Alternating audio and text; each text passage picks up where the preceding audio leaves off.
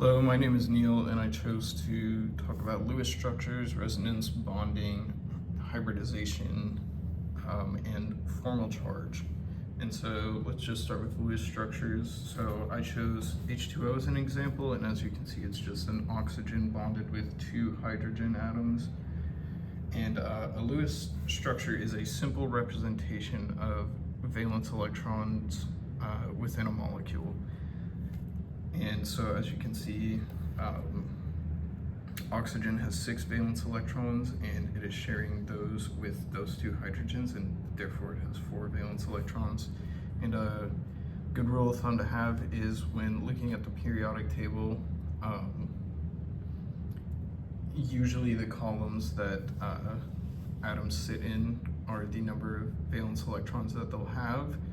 One of the exceptions is helium, which has 2 valence electrons instead of 8. But I just drew this little picture to kind of make it make sense. Resonance is sort of just a way to kind of understand that molecules can have different configurations, and there's not one right way to draw something. So the example I chose for this was NO3 negative, and so there's the valence electrons probably look a little funny, but as we can see, we have a double bond here, just to highlight what resonance really is. And so it's on the left arm, bonded with that oxygen, but on this arm, it is on the bottom. But there are the same number of bonded and unbonded electrons in each of these. And I wrote that resonance is a valid way to describe molecules and polyatomic ions when there's one or more Lewis structures that are applicable. So these two are the same compound, just drawn differently. And so resonance structures pop up a lot in chemistry.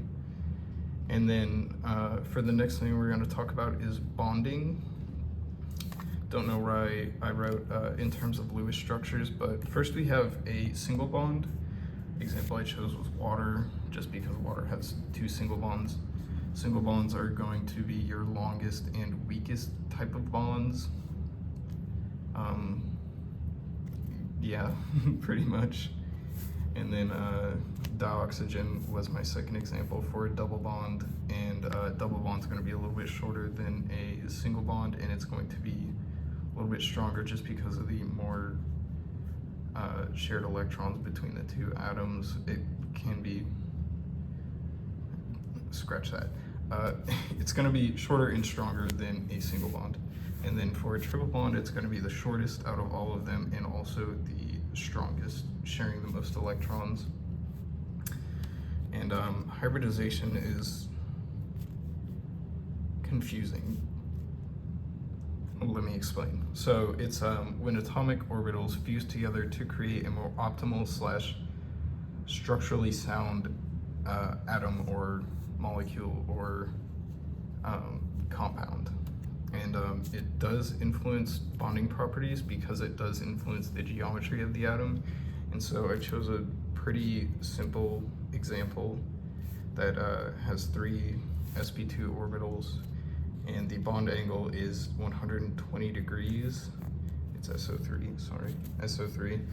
And so because it is at the bond angle that it's at, it's going to influence the way it can interact with other atoms, if that makes sense.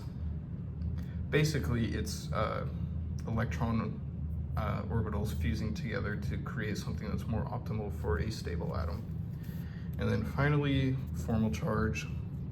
So there's a little equation for assuming that there's equal bonding and sharing of electrons, and that is formal charge equals valence electrons minus non-bonded electrons minus bonded electrons divided by 2. And that will give you the formal charge of an atom in ideal conditions.